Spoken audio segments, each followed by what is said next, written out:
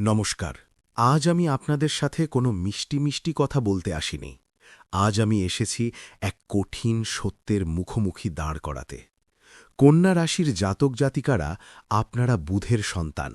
আপনাদের বুদ্ধি প্রখর, আপনারা খুঁতখুঁতে, আপনারা প্রতিটা কাজ নিখুঁতভাবে করতে ভালোবাসেন। কিন্তু একটা প্রশ্ন কি আপনাদের রাতের ঘুম কেড়ে নেয় না? এত খাটছি, এত হিসেব করে চলছি, তাও কেন টাকা থাকছে না? কেন মাসের শেষে এসে হাত খালি হয়ে যাচ্ছে? মনে হচ্ছে যেন এক অদৃশ্য দেওয়াল আপনাদের আর আপনাদের সাফল্যের মাঝখানে দাঁড়িয়ে আছে।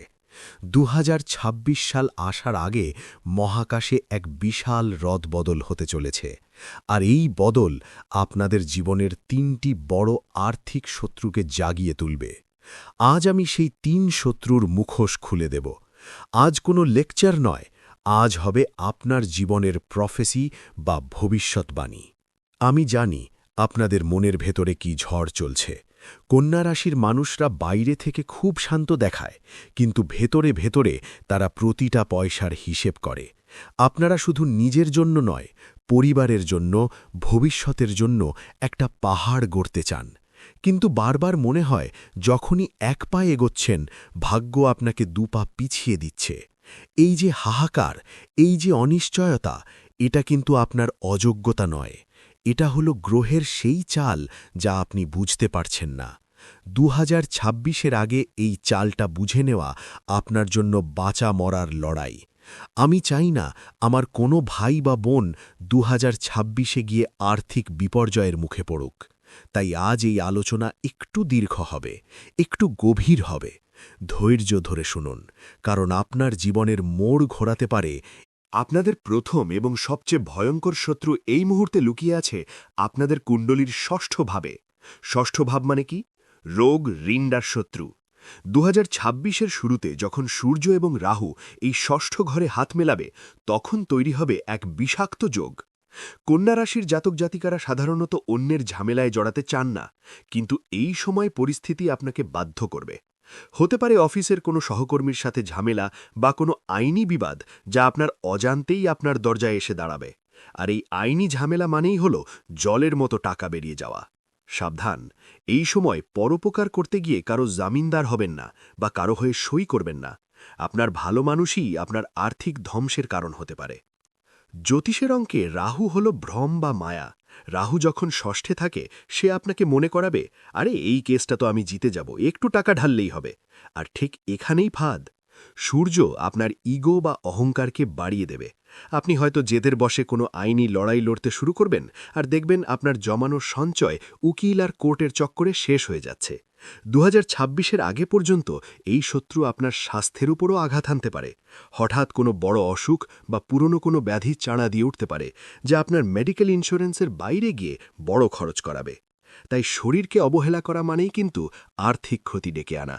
কথাগুলো তেতো মনে হলেও এটাই আগামী কয়েক মাসের কঠোর বাস্তব। এবার আসি দ্বিতীয় শত্রুর কথায়। ২০২৬-এর ফেব্রুয়ারি থেকে মার্চ মাস, এই সময়টা কন্যা রাশির জন্য এক অগ্নিনিলয়। কেন? কারণ আপনার পঞ্চম এবং ষষ্ঠ ভাবে মঙ্গল, সূর্য এবং বুধের এক অস্থির মিলন ঘটতে চলেছে। মঙ্গল হল এনার্জি আর আগুন, আর বুধ হল আপনার বুদ্ধি। যখন বুদ্ধি আর আগুন এক হয়ে যায়, তখন মানুষ হঠকারী সিদ্ধান্ত নেয়। এই সময় আপনার ভেতরে এক অদ্ভুত তাগিদ কাজ করবে, তাড়াতাড়ি বড়লোক হতে হবে। এই তাড়না থেকেই আপনি এমন কোনো ব্যবসায়িক বিনিয়োগ করবেন বা এমন কাউকে টাকা ধার দেবেন যার কখনো ফিরে আসবে না। এটাই হলো আপনার দ্বিতীয় শত্রু, তাড়াহুড়ো এবং ঋণ নেওয়ার প্রবণতা। কন্যা রাশির বন্ধুরা, আপনারা সাধারণত লজিক্যাল, কিন্তু এই ফেব্রুয়ারি মার্চে আপনার লজিক কাজ করবে না। আপনাদের মনে হবে লোন নিয়ে কোনো প্রপার্টি কিনে ফেলি, বা ক্রেডিট কার্ড ব্যবহার করে এমন কিছু কিনি যা এখন দরকার নেই। মনে রাখবেন, এই সময়ের লোন বা ঋণ আপনার গলার ফাঁস হয়ে দাঁড়াবে ২০২৬-এর মাঝামাঝি সময়ে।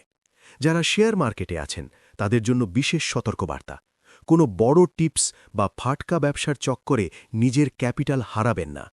এই সময় শত্রু আপনার চারপাশেই বন্ধু সেজে বসে থাকবে, যারা আপনাকে লোভ দেখাবে। এই মায়ার খেলাটা চিনতে শিখুন।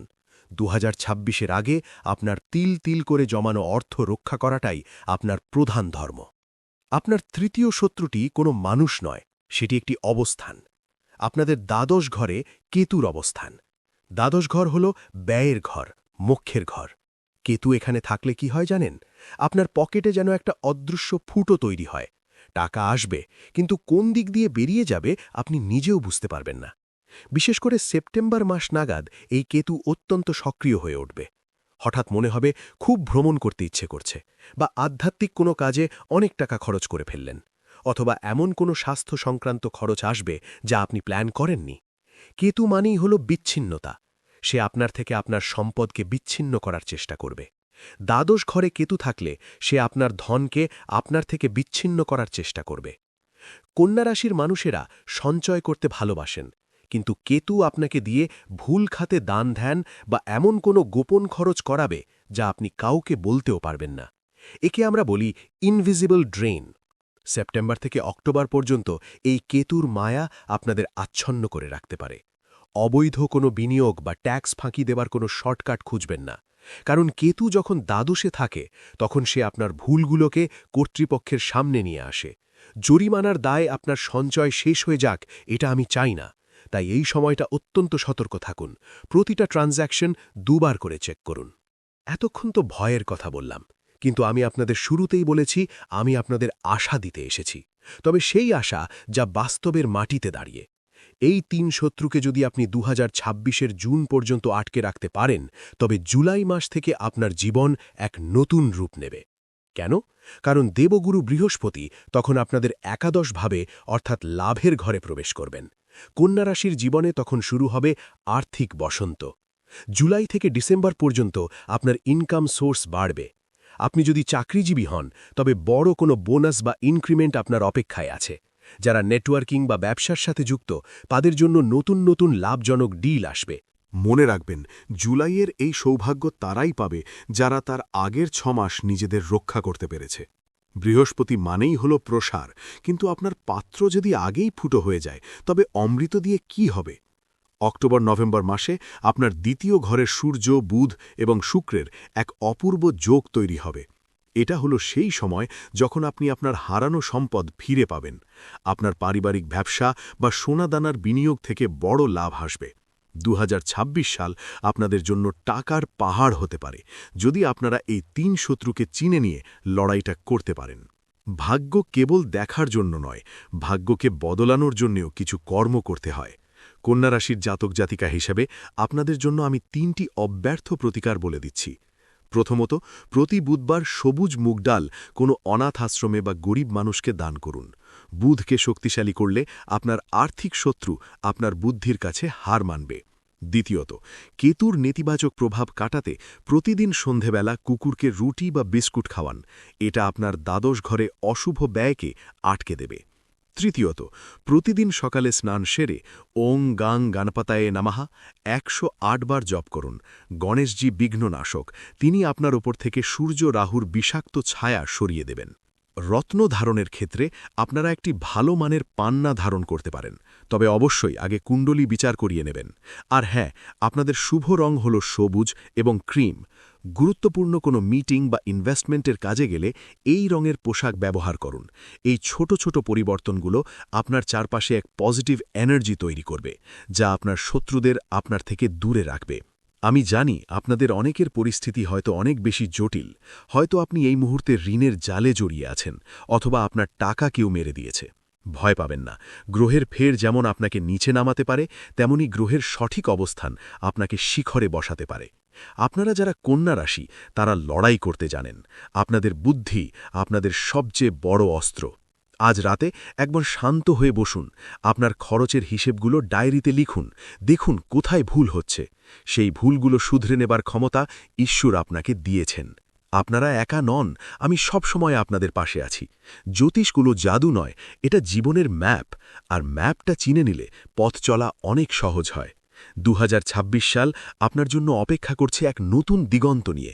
শুধু এই কয়েকটা মাস আপনাকে শক্ত থাকতে হবে।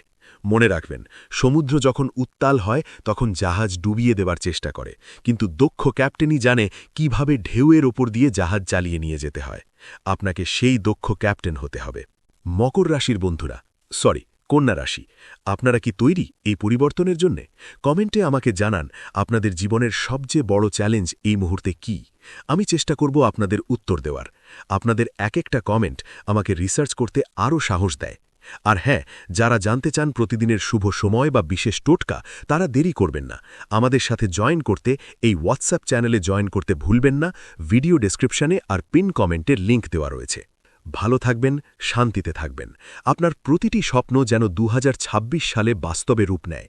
মা কালীর আশীর্বাদ আপনার ওপর বর্ষিত হোক। দেখা হবে পরবর্তী ভিডিওতে, যেখানে আমি আরও এক নতুন প্রফেসি নিয়ে আসব। জয় মা।